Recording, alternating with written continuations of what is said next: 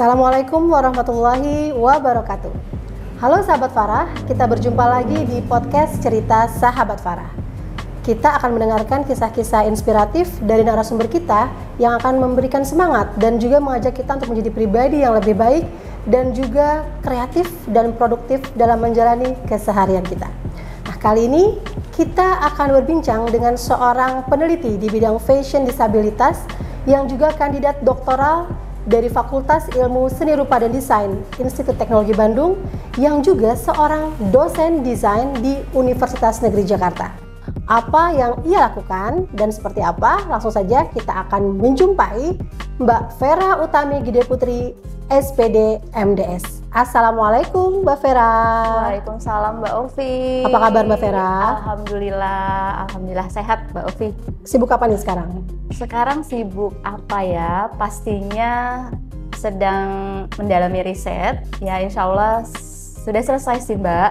Jadi diseminasi lah, sedang proses mempresentasikan hasil riset ke komunitas. Termasuk juga nih ngobrol di sini ya, di Farah Podcast kita kali ini. Iya, baik, nah sahabat Farah mungkin sedikit saya akan beritahu kepada sahabat Farah bahwa kita akan membahas tentang memahami kebutuhan dasar pakaian untuk para cerebral palsy. Begitu ya Mbak Vera ya? Iya.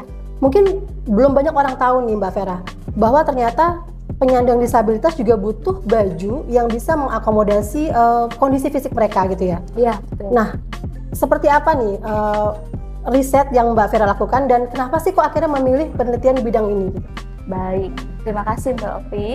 Ya, rekan-rekan dari majalah Farah semuanya. Jadi sebenarnya latar belakang saya pada dasarnya itu kan pakaian itu untuk semua orang ya Mbak Ovia, tidak terbatas untuk kalangan manapun, untuk karakteristik dan kebutuhan yang seperti apapun. Nah, sementara di kelompok masyarakat kita itu ada penyandang disabilitas yang mereka juga perlu loh kita perhatikan dari masalah pakaiannya, terutama yaitu penyandang disabilitas yang kaitannya dengan fisik. Nah, akhirnya disitulah saya melihat dan melakukan observasi, kemudian wawancara, ya namanya juga penelitian ya Mbak Ovi ya, pasti harus dilandasi dengan riset di awal dan mereka ternyata membutuhkan itu gitu. Nah, yang saya teliti ini adalah penyandang disabilitas tunadaksa cerebral palsy untuk kategori spastik berat, yang mana itu adalah pasti dibantu oleh orang tua gitu. Maksudnya dalam mengenakan pakaiannya gitu ya? Iya, gitu. Oke Mbak. Nah, sebelumnya urgent apa sih Mbak? Maksudnya kenapa akhirnya kok para penyandang disabilitas ini sebenarnya butuh loh gitu pakaian ini gitu? Iya. Tadi kembali lagi yang saya teliti itu adalah cerebral palsy spastik berat yang memang mereka memiliki karakteristik tersendiri yang khusus, yang juga mereka tidak bisa beraktivitas sendiri gitu, tidak bisa mandiri, sehingga kesehariannya itu pasti dilakukan dan dibantu 100% oleh orang tua. Nah, disinilah saya ingin membantu dari segi kenyamanan pengguna atau si cerebral palsy itu sendiri, dan juga untuk orang tua yang prosesnya membantu dalam berpakaian cerebral palsy ini gitu. Oke Mbak, berarti dalam penelitiannya juga Mbak Vera bertemu dengan orang tua gitu ya. Siapa saja nih yang terlibat dalam penelitian ini Mbak? Yang pasti komunitas dari cerebral palsy, yaitu komunitas Rumah Cerebral Palsy Indonesia, kemudian juga dari Yayasan Penyandang Cacat Indonesia YPAC, dan juga teman-teman dari fashion di lingkungan Universitas Negeri Jakarta yang alhamdulillah saya juga dibantu oleh tim ya, dan para ahli di bidang psikologi, kemudian pendidikan luar biasa, dan juga para terapis yang saya pasti tentunya berkaitan dan berkomunikasi, berdiskusi dengan pihak-pihak semua tadi itu. Jadi riset saya tidak atas ketahuan saya gitu Mbak Ovi, tapi tentunya berdasarkan kebutuhan, kemudian juga berdasarkan hasil diskusi para ahli. Dan satu lagi Mbak Ovi, dan memang sesuai dengan pemerintah yang menyatakan di tahun 2020 bahwa pemerintah Indonesia ini sedang mencanangkan masyarakat inklusi. Jadi saya salah satunya juga ingin terlibat dalam berperan aktif ya di pemerintah. Secara bidang saya adalah fashion gitu. Oke, jadi kita juga mewujudkan kondisi ramah disabilitas gitu ya. Betul. Masyarakat inklusi yang ternyata bisa diwujudkan dari berbagai faktor nih Mbak ya, dan dalam hal ini fashion gitu ya. Betul. Nah Mbak, ada nggak sih kendalanya gitu Mbak saat Mbak terjun mungkin ke orang tua gitu ya, misalnya kenapa sih selama ini kok baik-baik aja dengan baju yang selama ini dipakai gitu? Seperti apa nih tantangannya? Ya, itu pasti ada. Jadi pertama itu dari orang tua, nggak semuanya juga awalnya tidak semuanya menerima ya, karena merasa ini adalah pakaian yang ya biasa, bisa menggunakan pakaian yang ada. Tapi dari beberapa hasil observasi dan wawancara saya juga yang memang terlibat kaitannya dengan penyandang disabilitas cerebral palsy ini, memang mereka merasa tertarik. Alhamdulillah banyak yang lebih support untuk saya membuat desain ini.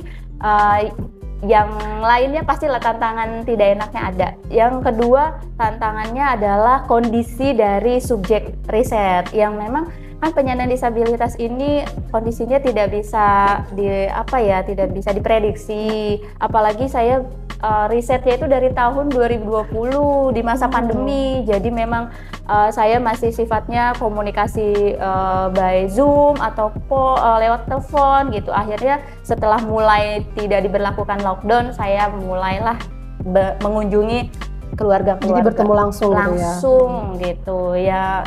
Senang sih, dan mereka alhamdulillah antusias dan senang sekali bisa dikunjungi oleh saya juga gitu. Nanti kita akan melihat bajunya nih Mbak Vera, tapi sebelumnya mungkin bisa dikasih tahu sedikit apa sih perbedaan gitu ya antara baju yang awam pakai gitu dengan baju untuk disabilitas ini?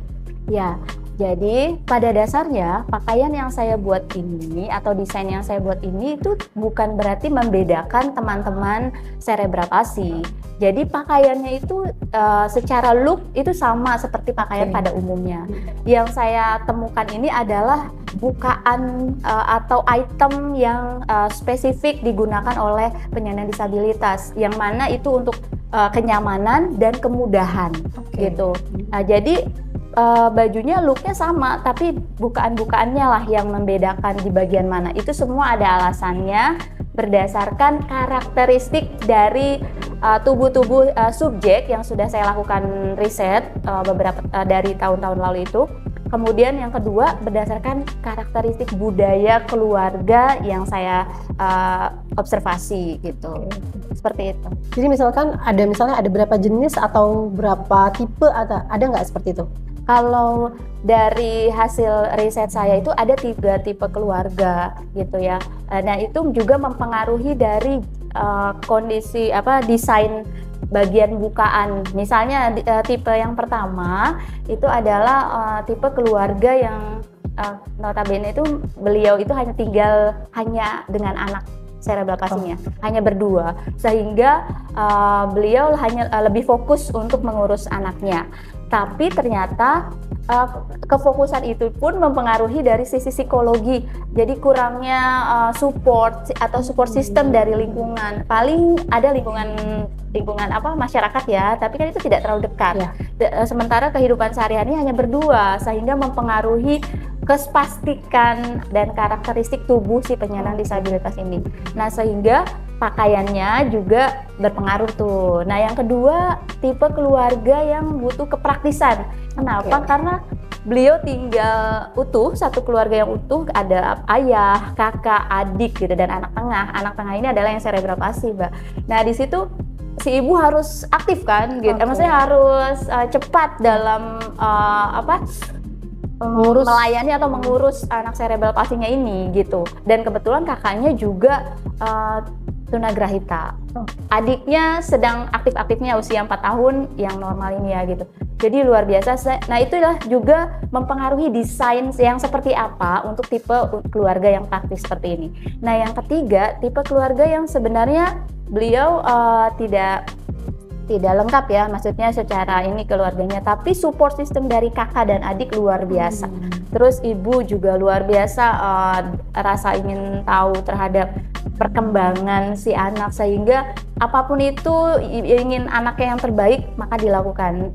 Tapi kembali karakteristik si anak ini sudah menuju dewasa, jadi berat gitu ya, ukuran tubuhnya lebih besar. Nah itu mempengaruhi juga tuh desainnya, bukaannya ada di mana. Jadi saya ada 3 jenis pakaian yang bukaannya tuh berbeda-beda. Ada yang di depan, ada yang di belakang hanya setengah, kemudian ada yang di belakang sampai bawah. Itu semua berdasarkan karakteristik tubuh si cerebral palsy dan berdasarkan budaya atau kebiasaan keluarga itu sendiri dan support system dari keluarga itu. Jadi memang benar-benar disesuaikan gitu ya dengan kondisi dari orang yang mengenakannya gitu ya Mbak Vera. Iya. Nah mungkin kita boleh nih ya sahabat Farah langsung melihat nih seperti apa sih sebenarnya bajunya nih ya, pakaian untuk cerebral palsy yang sedang dikerjakan oleh Mbak Vera nih. Boleh gitu ya Mbak dibawa ya Mbak ya. Oke, ya jadi Mbak Ovi ya, saya menemukan beberapa bukaan ini berdasarkan tadi kembali lagi ke karakteristik dari penyandang disabilitasnya. Nah, proses yang kedua itu saya melihat bahwa penyandang disabilitas cerebral palsy spastik berat ini kekhususannya adalah di bagian tangan gitu. Bagian tangan yang spastik, sangat spastik. Kemudian yang kedua adalah bagian leher yang perlu diperhatikan juga di lingkar kerung leher ya. Dan yang ketiga adalah bagian tubuhnya yang memang kebetulan subjek riset saya ada yang kondisi bagian panggulnya itu naik, panggulnya naik gitu ya. Nah, untuk yang pertama ketika tadi menemukan bagian lengan yang sulit ketika mengenakan maupun melepaskan pakaian, maka saya mencoba membuat yaitu ada desain dengan desain modular, jadi bisa dilepas. Ini saya gunakan juga perekat ya. Kenapa? Tujuannya untuk memudahkan si pendamping juga dalam melepaskan dan mengenakan biar cepat gitu. Nah ini kenapa bisa dilepas? Karena tadi karakteristik tangannya si cerebral palsy itu kan menekuk ya, spastik, tapi itu bisa akan mudah kalau tangannya pendek kan gitu. Nah kenapa saya ada lengan panjang? Kembali lagi ini ke budaya atau kalau di fashion itu modest fashion ya. Jadi di budaya di Indonesia itu tetap ibu-ibunya itu memperhatikan kesopanan. Jadi kalau pergi terkadang mereka tetap menggunakan pakaian yang menutup aurat walaupun tidak mengenakan hijab. Maka saya membuat lengan panjang yang bisa dipasang dilepas. Kalau anaknya sudah kegerahan bisa dilepas. Kalau misalnya butuh wah biar sopan nih mau ketemu siapa gitu harus tetap dipasang. Nah ini juga ada alasannya saya bisa lekuk ya, bisa dilipat, maaf. Nah ini kenapa bisa dilipat? Agar perekatnya ini tidak langsung menyentuh kulit si cerebral palsy-nya. Mereka kan sensitif juga, hanya tiduran saja, jadi harus ditekuk. Nah ini juga memperhatikan juga ya, estetika, betul. Nah awalnya Mbak Ovi, saya itu meneliti untuk cerebral palsy ini lebih mementingkan atau memperhatikan dari segi fungsionalnya saja, tapi seiring perjalanan riset bahwa orang tua ini juga memang berharap anaknya ada rasa ingin cantik gitu. Terus yang kedua, kita tidak mentingin orang tuanya aja nih, tetap kan yang utama adalah pengguna ya atau subjeknya. Nah ternyata nih si anak walaupun cerebral palsy secara psikologi mereka juga ada rasa keinginan berbeda, disupport dengan dipuji. Itu terbukti dari beberapa sumber atau subjek itu ya, ketika dia mengenakan pakaian yang berwarna cerah itu masyarakat memujinya dengan cantik sekali kakak gitu ya, itu dia langsung berubah ekspresinya. Nah itulah yang kenapa saya ada dalam value riset temuan saya itu dari faktor psikologi. Jadi psikologi si anak perlu kita perhatikan. Yang kedua psikologi si ibu sebagai pendamping ya, yang selalu berada setiap saat dengan si anak itu harus dijaga juga psikisnya. Kalau psikis ibunya baik, maka dalam proses mengenakan pakaian ini perasaan ibunya kan lebih gembira ya. Nah itu berdampak pada si anak. Si anak akan juga ceria, kita ajak ngobrol, kita support sambil pakai baju. Nah si anak akan itu secara tidak langsung gitu ya, pastikannya tuh dia agak melunak. Ternyata ketika proses mengenakan, ayo kakak hari ini kita akan pergi ya sama ibu pakai baju bagus misalnya gitu ya, itu si anak mau bekerja sama dan dia melunakkan tangannya untuk proses mengenakan, begitu juga melepaskan. Tapi kalau kita tidak ajak bicara, tidak diajak komunikasi, udah plastik banget gitu. Nah itu alasan-alasan saya kenapa ada modular seperti ini. Kemudian tadi bukaan di depan, kemudian yang kedua juga ada bukaan di belakang tadi yang saya cerita di awal. Karakteristik orang tua yang praktis itu kalau dipakai dengan desain yang bukaan di depan pasti repot ya gitu ya. Walaupun ini saya tetap ini tetap menggunakan perekat. Oke. Jadi itemnya tetap diperhatikan menggunakan perekat, bukan kancing. Kemudian bagian dalamnya juga saya menggunakan bisa kampuh balik atau kampuh yang bagian obrasnya itu saya lipit lagi. Kenapa? Ada alasannya juga Mbak Ovi, karena kalau langsung menyentuh kulit itu kasihan juga. Jadi ini untuk segi ergonomi, kenyamanan, fungsional tadi ya, dan seperti ini. Dan yang kedua ini bukaannya di belakang hanya sebatas setengah punggung ya, karena ini untuk tipe keluarga yang praktis yang mau pakainya tuh kayak kaos gitu, jadi cukup dimasukkan ke dalam. Ini juga kondisi anak yang memang masih bisa bekerja sama dengan memasukkan pakaian dari atas gitu. Kemudian yang kedua, kembali lagi tadi karena permasalahannya di tangan, maka saya buat bukaannya dengan menggunakan resleting di bagian sini depannya.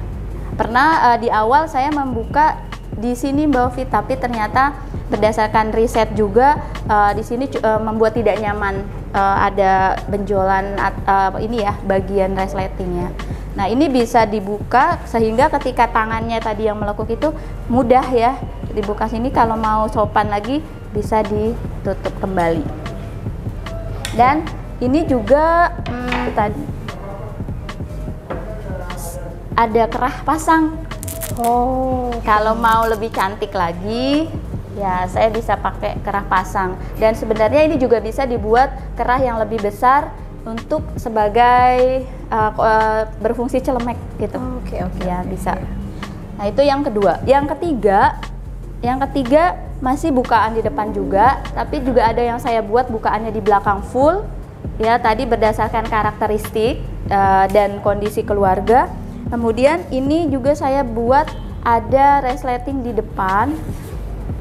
Ini berfungsi tadi ya dengan karakteristik subjek yang kondisi tubuhnya tadi yang panggulnya naik gitu ya, misalnya atau perutnya membesar atau jadi kondisi cerebral palsy itu unik, banyak karakteristiknya, dan ini untuk yang menutupi bagian-bagian yang membesar di area depan badan. Jadi bisa dibuka, atau kalau misalnya dia tidak terlalu besar ya ditutup saja gitu. Ini juga tangan yang bisa dibuka ya. Ini jadi bisa dipendekin, juga bisa panjang ya, tergantung dari nanti kondisi keluarganya atau anaknya gitu. Nah ini bisa dibuka karena kalau terlalu sempit pasti nggak bisa. Kalau anaknya menggunakan baju yang terlalu pas tidak bisa. Nah kenapa saya pakai resleting? Karena tetap Mbak Ovi, teman-teman cerebral palsy itu ya tadi kita tidak membedakan dia pakai bajunya sama kayak kita, karena permasalahannya itu ketika wawancara akhirnya mereka menggunakan ukuran yang lebih besar, 2 kali lebih besar dari ukuran si anak agar mudah dalam memasukkan baju atau dalam proses berpakaiannya. Tapi pas dipakai itu jadi kok saya kasihan ya ngelihat anak saya pakai bajunya kegedean gitu, kebesaran. Nah akhirnya ya makanya saya buat beberapa alternatif seperti ini, tetap kelihatannya kan fit ya, membentuk, padahal di sini ada bagian-bagian yang tersembunyi gitu. Nah terakhir ini yang benar-benar dibuka semua. Ini biasanya kondisi cerebral palsy-nya benar-benar tiduran ya. Ini saya bukaannya seperti baju operasi sih. Semua dibuka. Ini juga pakai perekat. Kalau misalnya kok banyak perekatnya, kenapa nggak langsung yang panjang? Kalau yang panjang perekatnya itu nanti jadi kaku dan juga jadi kasihan si anaknya. Karena kembali lagi kita harus mengutamakan kenyamanan si anak gitu. Ini bisa dibuka semua. Jadi langsung tidur ya? Iya. Bisa dipakaikan. Jadi si anak itu misalnya ada si ibu mangku dulu ya, mangku anaknya duduk, kemudian nanti bajunya digelar, baru si anaknya ditidurkan, ini pasang set semua gitu. Nah, inilah desain-desain yang bagian-bagian tertentu yang saya temukan. Nanti selanjutnya tinggal para desainer atau produsen fashion itu silahkan mengembangkan desain seperti apa. Kalau saya kan di sini peneliti menemukan bagian-bagian apa sih yang perlu diperhatikan dalam proses berpakaian, kemudian bagian mana yang bisa memudahkan pendamping dan memberikan kenyamanan. Ya, tadi ya selain bukaan, Bovi, tetap kita harus memperhatikan bagian dalam penyelesaian jahitan, kemudian peletakan label. Peletakan label di bagian bawah, jangan ditaruh di sini karena itu akan di bagian leher biasa di belakang ya. Jangan kan adik-adik cerebral palsy ya. Maksudnya kita saja kalau ada label di belakang udah nggak nyaman. Jadi tetap semua itu diperhatikan. Nah, ini mudah-mudahan bisa teman-teman dari desainer fashion, kemudian produsen fashion atau caregiver atau pendamping yang mau bikin baju sendiri bisa silahkan gitu, mau modelnya gimana silahkan, asal tadi bukaan-bukaan ini yang diperhatikan gitu dengan karakteristik cerebral palsy ini. Oke, Mbak Vera kan tadi bilang bahwa Mbak Vera di sini sebagai peneliti ya, dan bebas nih untuk para desainer untuk kalau mau bikin baju seperti ini boleh, asal tadi harus memperhatikan kenyamanan dari para cerebral palsy. Nah, tapi kalau boleh tahu nih Mbak Vera sendiri ada nggak keinginan untuk membuat fashion brand sendiri untuk baju-baju cerebral palsy ini? Iya, Mbak Ufi, itu pasti karena kembali rasa ingin berkontribusi tadi. Jadi selain melalui hasil riset, nanti juga ilmunya bisa kepakai oleh semua kalangan masyarakat. Saya juga pastinya ingin menyediakan, karena salah satu masalahnya adalah kenapa latar belakang dalam penelitian saya, salah satu masalahnya adalah memang kurang tersedianya pakaian yang sesuai dengan karakteristik dan kebutuhan cerebral palsy ini. Maka saya akan insya Allah saya akan menyediakan melalui brand Zavera Adaptive nantinya dengan menyediakan pakaian-pakaian yang sesuai dengan karakteristik dan kebutuhan cerebral palsy spastik berat, dan next time-nya akan ke penyandang disabilitas lainnya. Masya Allah. Baik, Mbak Vera, ini cita-cita yang sangat mulia. Amin, dan tentu saja kami di sini Farah dan Adi dan sahabat-sahabat Farah semua pastinya mendoakan semoga penelitiannya udah rampung nih ya, tapi ya udah rampung ya. Berarti sudah rampung, ujian. Disertasinya bisa sukses. Dan juga nanti ke depannya kita akan melihat Zavera Adaptive dengan pakaian-pakaian bagi para cerebral palsy dan penyandang disabilitas lainnya. Baik, Mbak Vera, terima kasih banyak. Sama-sama, sudah berbagi, sudah sharing, dan insya Allah ini kita semua mendapatkan insight yang sangat-sangat banyak gitu ya tentang kenapa kita butuh pakaian untuk para penyandang disabilitas. Baik, terima kasih. Mohon maaf atas segala kekurangan. Terima kasih sekali lagi Mbak Vera. Semoga bermanfaat. Atau ada pesan-pesan terakhir nih untuk sahabat-sahabat Farah di rumah? Untuk sahabat Farah, dimanapun kita berada, berikanlah sesuatu yang bermanfaat sekecil apapun itu. Kita berikan kontribusi kepada lingkungan kita agar kehidupan kita lebih bermakna.